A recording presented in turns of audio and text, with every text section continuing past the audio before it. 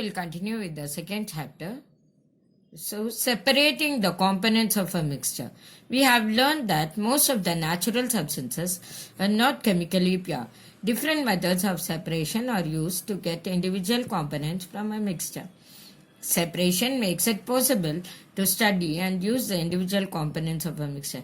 Heterogeneous mixtures can be separated into their respective constituents by simple physical methods like handpicking, sieving, filtration that we use in our day-to-day life. Sometimes special techniques have to be used for the separation of the components of a mixture. How can we obtain colored component or dye from blue or blacking? Fill half a beaker with water. Put a watch glass on the mouth of the beaker. Put few drops of ink on the watch glass. Now start heating the beaker. We do not want to heat the ink directly. You will see that evaporation is taking place from the watch glass. Continue heating as the evaporation goes on and stop heating when you do not see any further change on the watch glass. Observe carefully and record your observations. Now can you see in the figure evaporation? So there's a tripod stand, a Bunsen burner, a beaker with water in it, a watch glass, an ink on the watch glass, and vapors are coming out. Can you observe this? What do you think has got evaporated from the watch glass? Is there a residue on the watch glass? What is your interpretation? Is ink a single substance, pure, or is it a mixture? We find that ink is a mixture of a dye in water. Thus, we can separate the volatile component, solvent, from its non-volatile solute by the method of evaporation. Now, how can we separate cream from milk?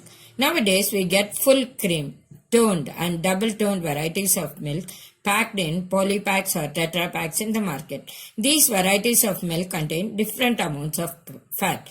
Take some full cream milk in a test tube. Centrifuge it by using a centrifuging machine for 2 minutes. If a centrifuging machine is not available in the school, you can do this activity at home by using a milk churner used in the kitchen. If you have a milk dairy nearby, visit it and ask how they separate cream from milk and how they make a cheese or paneer from milk. What do you observe on churning the milk? Explain how the separation of the cream from milk takes place. Sometimes the solid particles in a liquid are very small and pass through a filter paper. For such particles, a filtration technique cannot be used for separation. Such mixtures are separated by centrifugation. The principle is that the denser particles are forced to the bottom and the lighter particles stay at the top when spun rapidly in a centrifuging machine. Applications. So what are the applications of this? It's very important to learn this. Used in diagnostic laboratories for blood and urine tests. Used in dairies and home to separate butter from cream. Used in washing machines to squeeze out water from wet cloths. Now, how can we separate a mixture of two immiscible liquids? Let us have an activity for this. Let us try to separate kerosene oil from water using a separating funnel. So these two are the examples of immiscible liquids. Pour the mixture of kerosene oil and water in a separating funnel. Let it stand undisturbed for some time so that separate layers of oil and water are formed. Open the stopcock of the separating funnel and pour out the lower layer of water carefully.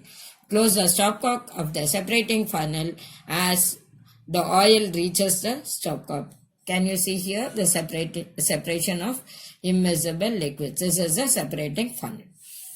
Now, applications. To separate the mixture of oil and water.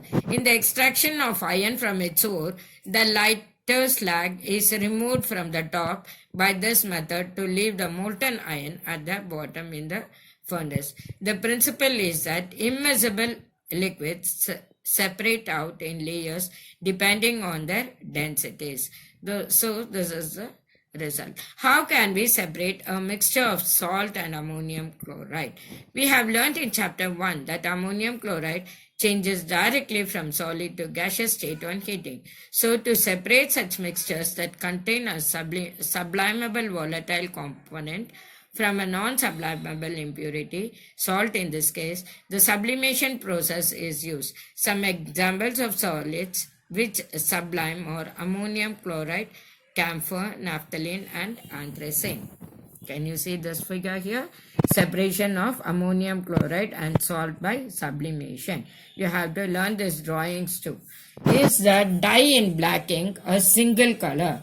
Take a thin strip of filter paper, draw a line on it using a pencil approximately 3 cm above the lower edge. Put a small drop of ink, water soluble, that is from a sketch pen or fountain pen, at the center of the line. Let it dry. Lower the filter paper into a jar or glass or beaker or test tube containing water so that the drop of ink on the paper is just above the water level, as shown in the figure 2.8b.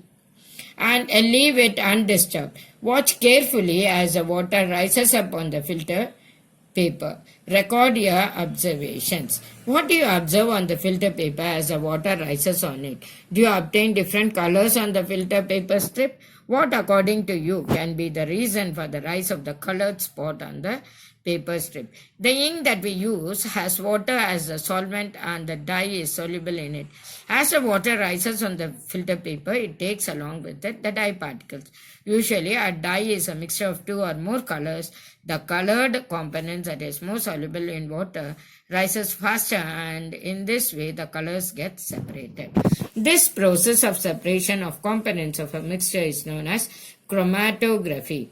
Chroma in Greek means color. This technique was first used for separation of colors, so this name was given. Chromatography is a technique used for separation of those solutes that dissolve in the same solvent. With the advancement in technology, newer techniques of chromatography have been developed.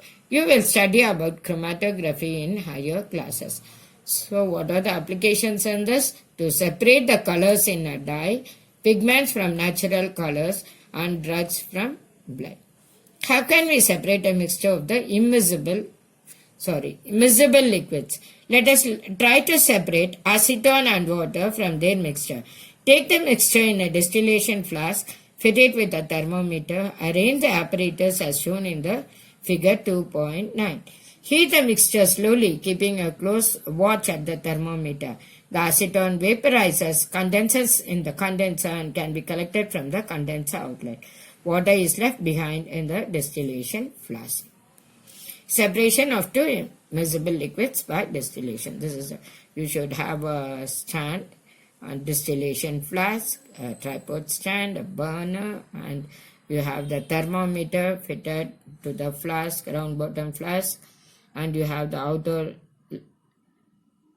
the clamp fixed for that, and water condenser. Now you pour the mixture of acetone and water, and here you will see that the cold water comes in acetone in the beaker. What do you observe as you start heating the mixture? At what temperature does the thermometer reading become constant for some time? What is the boiling point of acetone, and why do the two components separate? This method is called distillation. It is used for the separation of components of a mixture containing two miscible liquids that boil without decomposition and have sufficient difference in their boiling points. To separate a mixture of two or more miscible liquids,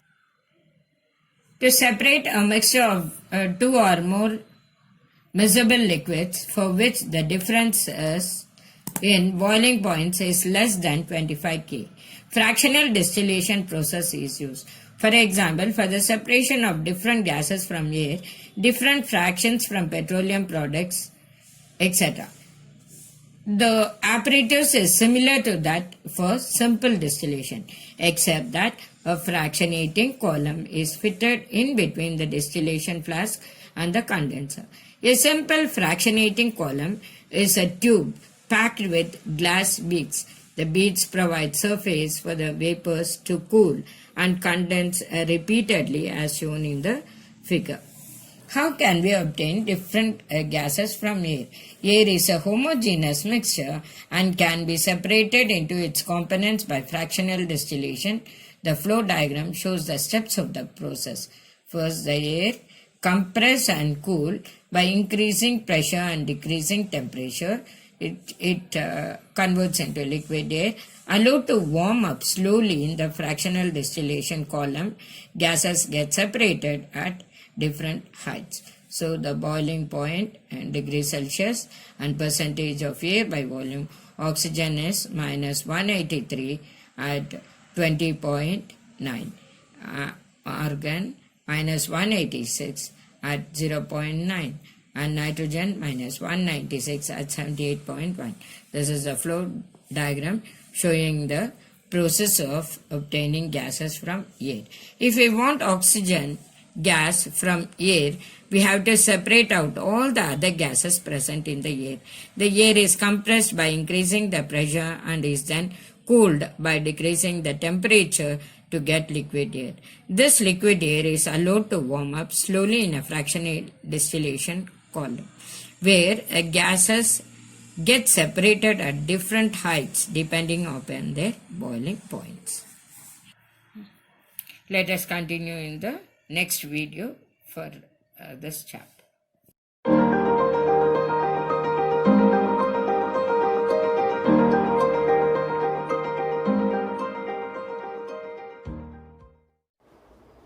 Please do subscribe to our Science Tutorials channel and also press the bell icon to get more instant updates immediately.